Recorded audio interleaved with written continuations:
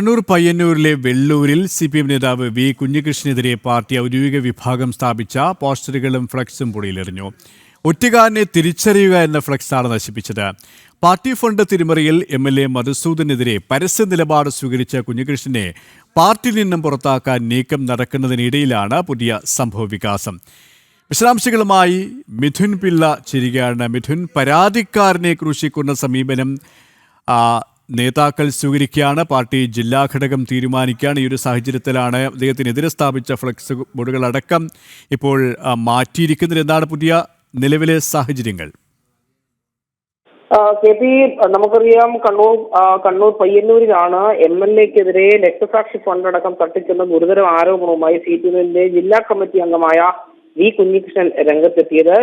V കുഞ്ഞികൃഷ്ണന്റെ രൂക്ഷമായ പ്രതികരണത്തിന് തൊട്ടു പിന്നാലെ പയ്യന്നൂർ മേഖലയിൽ പലയിടത്തും കുഞ്ഞികൃഷ്ണനെ ഒറ്റുകാരനെന്ന് വിശേഷിപ്പിച്ചുകൊണ്ടുള്ള പോസ്റ്ററുകൾ ധാരാളം പ്രത്യക്ഷപ്പെട്ടിരുന്നു. എന്നാൽ അതിലൊന്നാണ് ഇപ്പോൾ ഈ വെള്ളൂർ മേഖലയിൽ കുഞ്ഞികൃഷ്ണനെതിരെ സ്ഥാപിച്ച പോസ്റ്ററുകൾ പുഴയിലിറങ്ങുന്ന നിലയിൽ കണ്ടെത്തുകയായിരുന്നു. ഒറ്റുകാരനെ തിരിച്ചറിയുക എന്ന ഫ്ലക്സാണ് നശിപ്പിച്ചത്.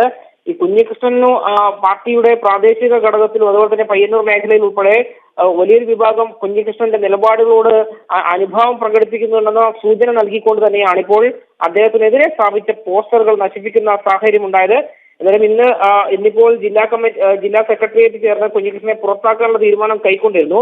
നാളെ അത് ഔദ്യോഗികമായി പ്രഖ്യാപിക്കുകയും ചെയ്യും. ജില്ലാ കമ്മിറ്റി യോഗത്തിന് ശേഷമായിരിക്കും ആ ഒരു നടപടി ഉണ്ടാകുക എന്ന വിവരങ്ങൾ കൂടിയാണ് പുറത്തു വരുന്നത്. KP, ശരി, കണ്ണൂരിൽ നിന്നും മിഥുൻ പിള്ളയാണ് വിവരങ്ങൾ നൽകിയത്.